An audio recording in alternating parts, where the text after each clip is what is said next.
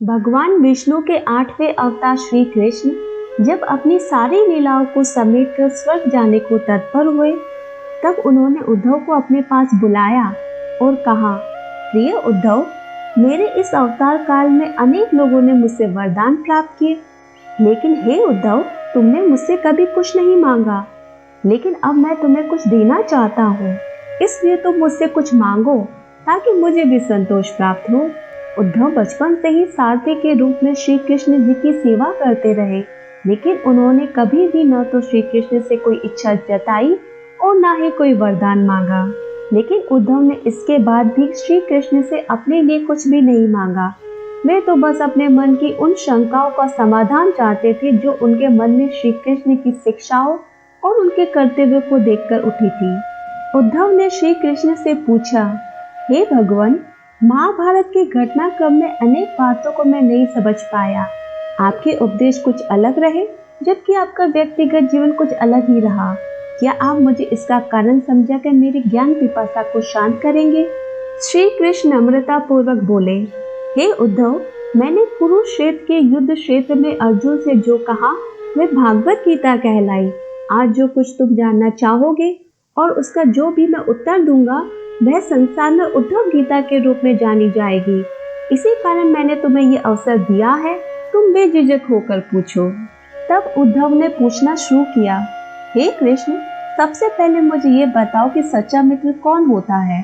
कृष्ण ने कहा, सच्चा मित्र वह है जो जरूरत पड़ने पर अपने मित्र की बिना मांगे मदद करे। उद्धव ने कहा कि हे कृष्ण, आप पांडवों के अति प्रिय मित्र थे और उन्होंने भी आप पर पूरा भरोसा किया। कृष्ण, आप महान ज्ञानी हैं, आप भूत, भविष्य और वर्तमान की ज्ञाता है, किंतु आपने जो सच्चे मित्र की परिभाषा दी है, क्या आपको नहीं लगता है कि आपने उस परिभाषा के अनुसार कार्य किया है? आपने धर्मराज युधिष्ठिर को जुआ खेलने से रोका क्यों नहीं? चलो ठीक है कि आपने उन्हें नहीं रोका, लेकिन आपने भाग्य को भी धर्मराज के पक्ष में नहीं मोड़ा। आप चाहते तो युधिष्ठिर को जितवा सकते थे, आप कम से कम उन्हें धन, राज्य और यहाँ तक कि खुद को हारने के बाद तो रोक ही सकते थे। इसके बाद जब उन्होंने अपने भाइयों को एक एक करके दांव पर लगाना शुरू किया, तब तो आप सभा कक्ष में पहुंच सकते थे, लेकिन आपने वह भी नहीं किया।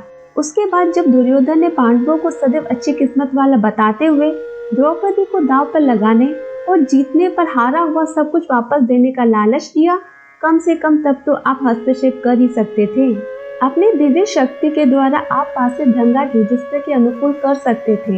इसके स्थान पर आपने तब हस्तक्षेप किया जब द्रौपदी लगभग अपना शील खो रही थी। तब आपने उसे वस्त्र देकर द्रौपदी के शील को बचाने का दावा किया, लेकिन आप ये दावा भी कैसे कर सकते हैं? उसे एक आदमी बालों से घसीटते हुए भरी सभा में लाता है और इतने सारे लोगों के सामने उसे निर्वस्त्र करने का प्रयास करता है, तो इसमें एक महिला का शील क्या बचा? अगर आप अपने मित्र की मुश्किल घड़ी में मदद नहीं करेंगे तो आपको सच्चा मित्र कैसे कहा जा सकता है? क्या यही सच्चे मित्र का धर्म है? इन प्रश्नों को पूछते पूछते उद्धव का गला भर आया और उसकी आंखों से अश्रु बहने लगे। ये अकेले उद्धव के प्रश्न नहीं हैं। महाभारत पढ़ते समय हर एक के मनोमस्तिष्क में ये सवाल जरूर उठते हैं। उद्धव ने हम सभी की ओर से ही श्री कृष्ण से प्रश्न किए। भगवान श्री कृष्ण मुस्कुराते हुए बोले, प्रिय उद्धव, ये सृष्टि का नियम है कि जिसके पास विवेक होता है वही विजयी होता है। उस समय दुर्योधन के पास विवेक था, धर्मराज युधिष्ठिर के पास नहीं। यही कारण रहा कि धर्मराज परास्त हुए। उद्धव को हैरान परेशान देखकर श्री कृष्ण आगे बोले, दुर्योधन के पास जुआ खेलने के लिए धन तो बहुत था, लेकिन उसे पासों का खेल खेलना नहीं आता था, इसलिए उसने अपने मामा शकुनी को अपनी ओर से खेलने के लिए कहा। यही विवेक है। धर्मराज युधिष्ठिर भी इसी प्रकार सोच सकते थे और दुर्योधन से कह सकते थे कि मैं उनकी तरफ से खेलूंगा। जरा विचार करो कि अगर शकुनी और मैं खेलते तो कौन जीतता? पासों के अंक उसके अनुसार आते या मेरे अनुसार? चलो इस बात को जाने दो। पांडवों ने मुझे खेल में शामिल नहीं किया, इस बात के लिए उन्हें माफ किया जा सकता है, लेकिन उन्होंने अपने अविवेक का उदाहरण प्रस्तुत करते हुए एक और बड़ी गलती की, और वह यह है कि उन्होंने मुझसे प्रार्थना की कि मैं तब तक सभा कक्ष में न आऊं जब तक कि मुझे बुलाया ना जाए, क्योंकि वे अपने दुर्भाग्य का खेल मुझसे छिपकर खेलना चाहते थे। वे नहीं चाहते थे कि मुझे पता चले कि वे जुआ खेल रहे हैं। इस प्रकार पांडवों ने मुझे अपनी प्रार्थना से बांध लिया। मुझे सभा कक्ष में आने की अनुमति नहीं थी। इसके बाद भी मैं कक्ष के बाहर प्रतीक्षा कर रहा था कि कोई मुझे बुलाए। भीम, अर्जुन, नकुल और सहदेव सब मुझे भूल गए, बस अपने भाग्य और दुर्योधन को कोसते रहे। अपने भाई के आदेश पर जब दुशासन द्रौपदी को बालों से पकड़कर घसीटते हुए सभा कक्ष में लाया तो द्रौपदी भी अपने सामर्थ्य के अनुसार जूझती रही। उसने उस सभा में उपस्थित अपने पति और अपने सभी आत्मीय जनों से सहायता के लिए पुकार लगाई, किंतु मुझे याद नहीं किया। जब दुशासन उसके वस्त्र खींचने लगा तब भी उसने मुझे नहीं पुकारा। तब भी उसे कहीं न कहीं उस अविवेकहीन सभा से कुछ आशा थी कि संभवतः कोई विवेकवान पुरुष उसकी सहायता के लिए प्रस्तुत हो जाए। उसकी बुद्धि तब जागृत हुई जब दुशासन ने उसे निर्वस्त्र करना आरंभ किया। तब उसने स्वयं पर निर्भरता छोड़कर हरि अभयम कृष्ण अभयम की गुहार लगाई। तब मुझे उसकी शील की रक्षा का अवसर मिला। जैसे ही मुझे पुकारा गया मैं अविलंब पहुंच गया। अब इस स्थिति में मेरी गलती बताओ। इस पर उद्धव बोले, कान्हा, आपका स्पष्टीकरण प्रभावशाली अवश्य है, किंतु मुझे पूर्ण संतुष्टि नहीं हुई। क्या मैं एक और प्रश्न पूछ सकता हूँ? कृष्ण की अनुमति से उद्धव ने पूछा। इसका अर्थ यह हुआ कि आप तभी आओगे जब आपको बुलाया जाएगा। क्या संकट से घिरे अपने भक्त की मदद करने आप स्वयं नहीं आओगे? कृष्ण मुस्कुराए और बोले, उद्धव, इस सृष्टि में हर एक प्राणी का जीवन उसके स्वयं के कर्म फल के आधार पर संचालित होता है। व्यक्ति के कर्म ही उसके जीवन में होने वाली गतिविधियों का निर्धारण करते हैं। मैं ना तो किसी व्यक्ति के कर्म फल का निर्धारण करता हूँ और ना ही उसमें कोई हस्तक्षेप करता हूँ। मैं केवल एक साक्षी हूँ। मैं सदैव अपने भक्त के समीप रहकर जो हो रहा है उसे देखता हूँ। यही ईश्वर का धर्म है। वाह वाह, बहुत अच्छा कृष्णा। तो इसका अर्थ यह हुआ कि आप हमारे समीप रहकर हमारे सभी दुष्कर्मों का निरीक्षण करते रहेंगे। हम पाप पे पाप करते रहेंगे और आप हमें साक्षी बनकर देखते रहेंगे।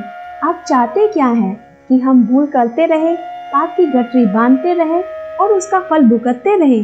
उल्हाना देते हुए उद्धव ने पूछा। तब कृष्णा बोले, उद्धव, तुम शब्दों के गहरे अर्थ को समझो।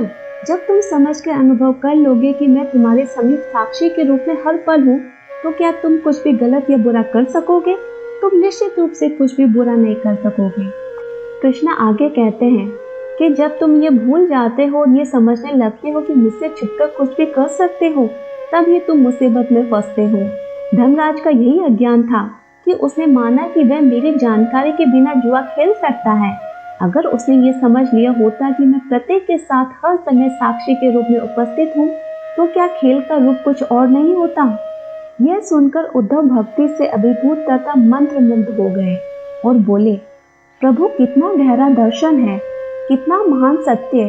प्रार्थना और पूजा पाठ से ईश्वर को अपनी सहायता के लिए बुलाना तो केवल हमारी भावना और विश्वास है, परंतु जैसे ही हम ये विश्वास करना आरंभ करते हैं कि ईश्वर की मर्जी के बिना पत्ता भी नहीं हिलता, तब हमें साक्षी के रूप में उसकी उपस्थिति का आभास होने लगता है। भूल तब होती है जब हम इसे भूलकर सांसारिक मोह माया में डूब जाते हैं। संपूर्ण श्रीमद् भागवत गीता में कृष्ण ने अर्जुन को इसी जीवन दर्शन का ज्ञान दिया है। सारथी का अर्थ है मार्गदर्शक। अर्जुन के लिए सारथी बने श्री कृष्ण वस्तुतः उनके मार्गदर्शक ही थे। वह स्वयं के सामर्थ्य से युद्ध नहीं कर पा रहा था, लेकिन जैसे ही अर्जुन को परम साक्षी के रूप में भगवान कृष्ण का आभास हुआ, वह कृष्ण की चेतना में विलय हो गया। यह अनुभूति थी एक शुद्ध, पवित्र, प्रेम में आनंदित या सर्वोच्च चेतना की। तत्त्वम असि, अर्थात वह तुम ही हो। तो दोस्तों, आज के लिए बस इतना ही। आशा है कि आपको ये वीडियो पसंद आया होगा। हमारे साथ बने रहने के लिए आपका बहुत बहुत धन्यवाद। जय श्री कृष्णा।